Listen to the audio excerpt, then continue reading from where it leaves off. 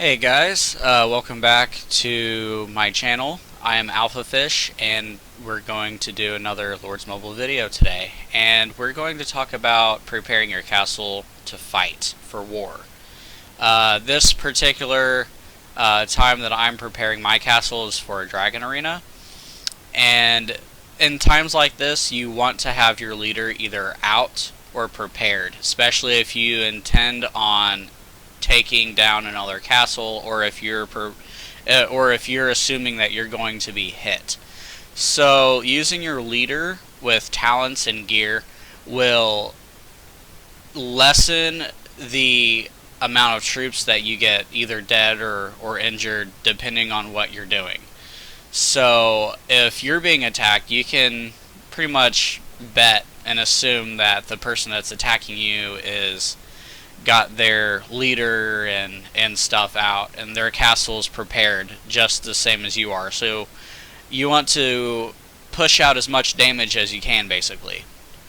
So before you even break your shield, first thing you want to do, or release your shelter, first thing you want to do is use an anti-scout, okay? Because you don't want anyone knowing what you have resource-wise. You don't want them to see where your leader is.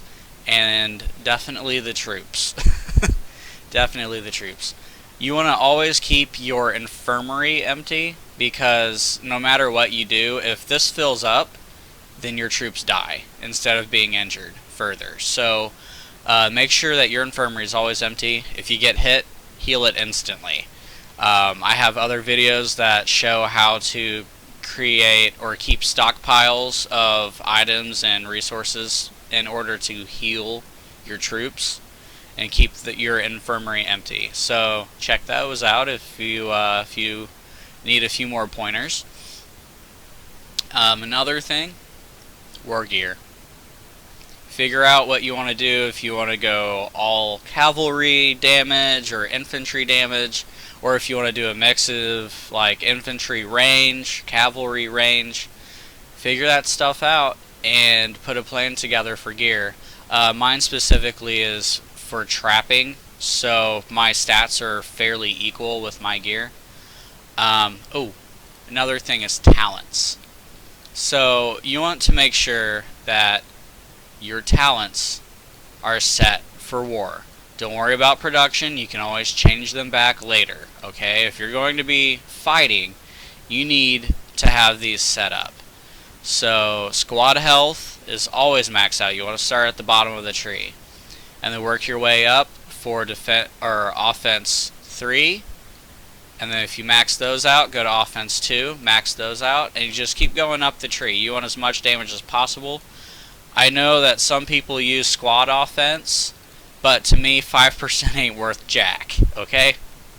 So I'd rather have a bit more of a percent than 5% in just one troop type, okay? I'm not worried about this 5%. To me, it's not worth it. Like, just don't bother with it. You want to start at the bottom of the tree, okay? So this is pretty much what everyone does. So you want to put out as much damage as possible. I think I pretty much covered everything.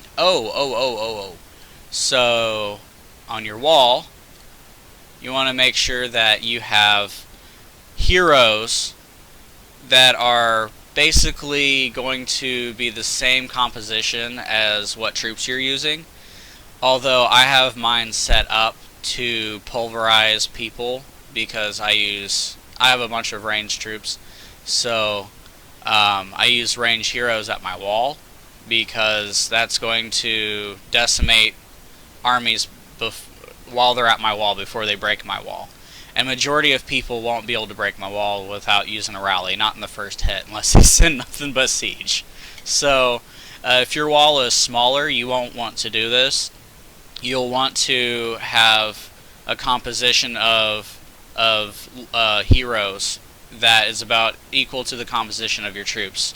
So if you have like 50% of your troops are like range, and then 25% of them are cavalry and the other 25 is infantry, then you might want to have like one cavalry and infantry hero up here, and then 3 of them you want range. So just that for an example.